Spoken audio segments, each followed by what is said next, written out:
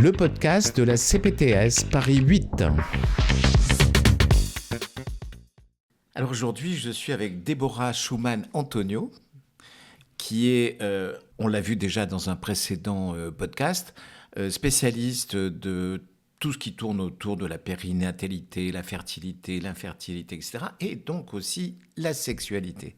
Et je voudrais qu'on parle de sexualité. D'abord, bonjour. Rebonjour. Rebonjour et avec grand plaisir. Alors, actuellement, est-ce que y a une modification parmi les gens que vous voyez de la sexualité? Alors, très clairement, oui. Alors, d'abord, parce qu'il y a beaucoup d'études qui sortent sur la question de la sexualité en France. Et c'est toujours très intéressant de constater que, alors pendant des années, puisque ce sont évidemment des questionnaires qui sont déclaratifs, donc on peut bien déclarer ce qu'on veut, mais il y avait quand même l'idée de déclarer beaucoup d'actes sexuels qui finalement, aujourd'hui, en 2025, sont un peu remis en cause. On voit que la sexualité des Français, elle est en chute libre. Et il y a de moins en moins de sexualité, et surtout chez les jeunes. Et ça, c'est très surprenant.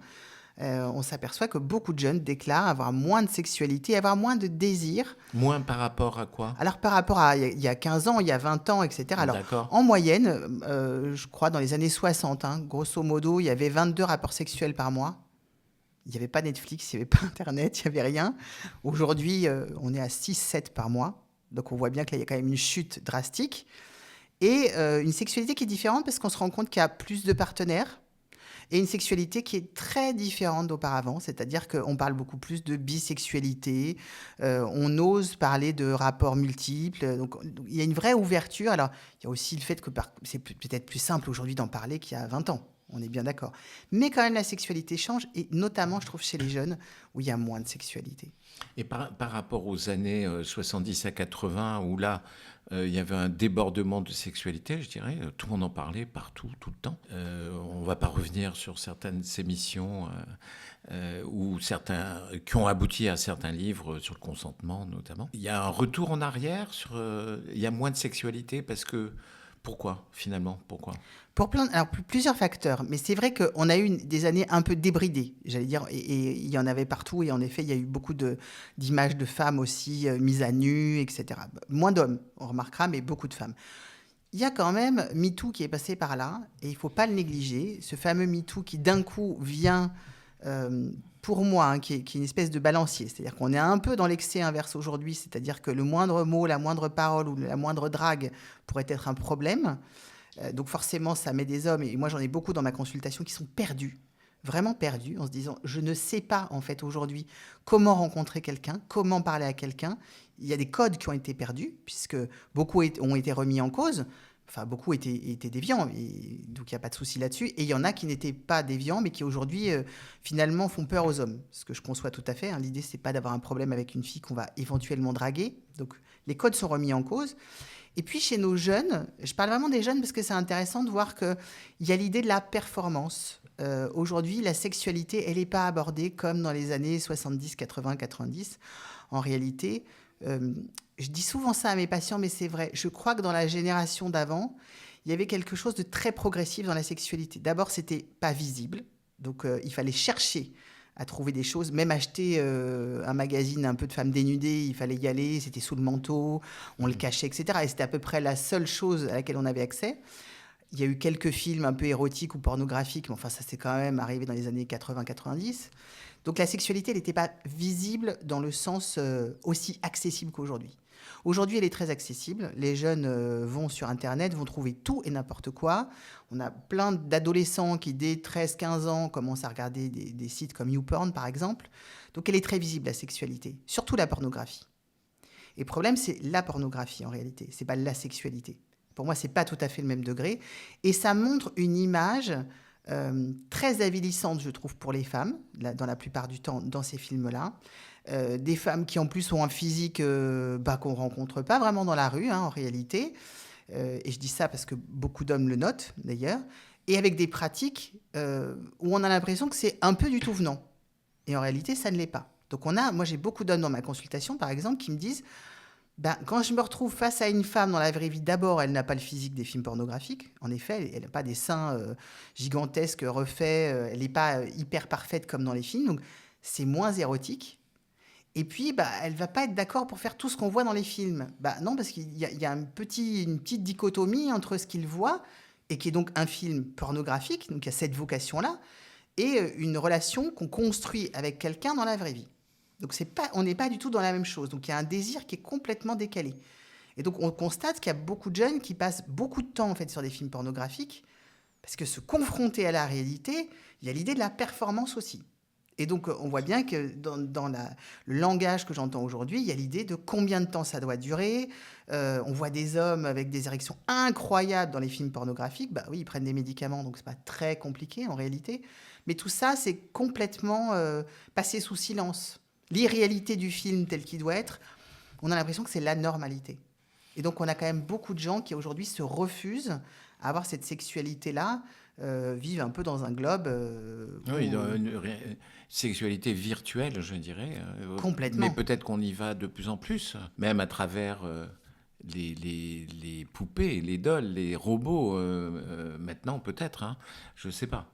Mais en tous les cas, on a une espèce de dichotomie, mais en même temps, on s'aperçoit qu'il y a beaucoup de filles très jeunes, dès le lycée, qui sont mises à la prostitution par des groupes, où elles trouvent presque ça normal. Tout à fait. Tout à fait. Il y a quelque chose Le film pornographique, je reviens dessus, mais parce que c'est un peu la base pour moi, et le problème, c'est pas le film pornographique en soi, c'est le fait d'y avoir accès aussi aisément qui est un problème. Il n'y a pas d'explication de texte à ce moment-là pour dire, mais ça, c'est un film. Donc, c'est un film, ça veut dire qu'à l'intérieur de ça, il y a des codes et que ça a une vocation d'exciter. C'est une vocation qui n'est pas éducative. Et en effet, il y a pour certains jeunes, et comme il n'y a pas vraiment d'éducation sexuelle à l'école, hein, on ne comprend pas ce qui est normal, pas normal. J'allais dire tout est normal hein, pour moi dans ma pratique, mais à partir du moment où il y a consentement et à partir du moment où il y a envie. Je n'ai aucun problème avec un couple qui me dit on a envie d'aller dans une boîte échangiste, on a envie de je sais pas quoi. Peu importe, tant qu'il y a consentement et prise de conscience de ce que c'est. Est-ce que j'ai envie de ça? Or là, donc, quand on regarde ces films-là, on a l'impression que oui, la normalité, c'est ça. Et donc, c'est d'avoir ce physique-là, d'avoir telle épilation, d'accepter tous les actes, et que si on ne le fait pas, alors on est complètement has-been. Donc là, il y a quand même l'idée de l'apprentissage qui, pour moi, manque cruellement dans les écoles. Alors, il paraît qu'à partir de septembre Ça va 2025, changer. ça va changer. Il y a quand même des cours, normalement, de la maternelle jusqu'à la terminale. Alors, évidemment, adaptés à l'âge et adaptés à la situation, mais ne serait-ce que dès la maternelle, d'apprendre le consentement, c'est-à-dire qui peut toucher mon corps, c'est quoi toucher mon corps, et qui me paraît indispensable pour qu'en effet, certaines choses sortent du domaine de la normalité et deviennent en effet des alertes, puisque sinon il n'y a pas d'alerte à un moment donné. Et dans beaucoup de familles, on ne parle pas de sexualité. Moi, je le vois beaucoup dans ma consultation, quand je pose cette question, ben, on n'en parle pas. C'est gênant, donc on n'en parle pas. En réalité, la question n'est pas de parler de sexe pour parler de sexe, c'est de parler de ce qui est acceptable ou non acceptable par soi-même, de trouver ses garde-fous à soi. Et donc c'est là où je trouve qu'il y a quand même un vrai manque aujourd'hui, c'est que dans la majorité, je vois beaucoup de gens qui ont des idées préconçues, mais qui ont du mal à se dire, mais moi, en fait, en tant qu'individu, qu'est-ce que j'ai envie ou pas? Et en effet, je peux passer à côté d'une relation parce que je n'ai pas envie de ça ou ça. Mais est-ce que ça prime pas dans ma construction personnelle de me dire, eh bien, je n'ai pas envie de ça, et donc je suis capable de dire non? Est-ce que ça marche dans les deux sens? Parce qu'on a l'impression que c'est toujours l'homme qui est mis à proposer et la femme qui va dire oui ou non. D'accord? Le consentement. Est-ce que l'inverse est vrai? L'inverse devrait être vrai. Pour moi, le consentement, c'est dans les deux sens, vraiment dans les deux sens, parce que ça ne peut pas fonctionner, évidemment. J'allais dire, nous, en tant que femmes, on doit se dire à un moment donné jusqu'où j'ai envie d'aller, etc. Mais aussi, en fait, en réalité, c'est une discussion entre deux individus. On ne vient pas avec une liste et on ne coche pas les cases en disant, voilà, c'est vraiment un dialogue permanent. Je crois que les gens ont oublié, je disais tout à l'heure qu'il y avait moins de sexualité, mais je crois que surtout, il y a moins de dialogue en réalité, il y a moins de communication. Or, le principe même je disais tout à l'heure, quand on était, nous, adolescents, il y avait quand même une montée en puissance de sexualité, on flirtait, on se touchait un petit peu, ça effleurait, enfin, il y avait du désir qui montait, mais qui nous permettait, je crois, hein, en tout cas, de construire, nous, intellectuellement, psychologiquement, ce qui nous paraissait acceptable ou pas, et de découvrir ça. Là, je pense qu'il manque des cases entre les deux, donc ça va un peu trop vite, et en effet, on se retrouve dans une situation où d'un coup, c'est un peu trop loin. de mon point de vue. Donc il y a cette construction-là, et cette construction-là, elle a tout son sens pour que dans le couple, on apprenne aussi le dialogue. Et le dialogue, pour moi, le consentement, l'autre mot du consentement, c'est le dialogue. Une sexualité épanouie, c'est deux individus qui sont capables de dire ce qui leur plaît, ce qui ne leur plaît pas, ce qui leur va, et de le construire ensemble. Et d'avoir des expériences ensemble consenties. Alors de ce fait-là, du coup, il doit y avoir un vrai problème, à la fois parce que certaines filles acceptent alors qu'elles n'étaient pas vraiment consentantes, et puis inversement, avec des garçons qui ont été refoulés et qui osent même plus, on en parlait tout à l'heure, qui osent même plus, ils savent même plus comment approcher une femme de peur d'être rejetés. Et tout ça, ça fait des dégâts psychologiques, je suppose, chez les deux, hein, de manière importante. Ah oui, mais j'ai des couples. Alors là, j'ai vraiment des gens de tous âges. Hein. C'est pas juste générationnel sur nos jeunes, hein, c'est Ouais. de tous âges qui, puisqu'on a beaucoup de divorces, donc beaucoup de gens qui, même après 40 ou 50, se retrouvent célibataires et ne comprennent pas les codes en réalité. Mais je crois qu'on a un vrai problème, et pourtant Dieu sait qu'on en a des outils, hein, pour se parler. Mais on ne se parle pas en réalité. Et les gens ont peur de parler de ça et surtout de déplaire à l'autre en parlant de certaines choses. Donc, et le mot consentement, euh, il fait peur. Il fait peur. Je vois bien des gens qui me disent, bah, du coup, je suis obligé de demander chaque fois que je dois faire un truc, ça coupe un peu l'envie. Oui, mais en réalité, ça Ouais, devrait être un dialogue construit. La sexualité, ça se construit d'abord tout seul, de savoir est-ce que je me connais, est-ce que je sais ce que j'aime, déjà à titre très individuel, hein. Or là, je pense que nos jeunes, ils apprennent en groupe. Il y a une étape qui est quand même, moi, tout seul, je découvre mon plaisir, mon désir et mon envie. Et ensuite, quand je suis avec quelqu'un, eh bien, en fonction de cet individu, et c'est là où aussi il y a cette idée-là, hein, c'est modulable, en fonction de cet individu, j'ai plus ou moins confiance, j'ai plus ou moins envie d'expérimenter ou de faire certaines choses, mais en fonction de l'autre. Donc ça se construit bien à deux. C'est pas un non pour toujours, surtout. Il y a bien des choses où je peux évoluer.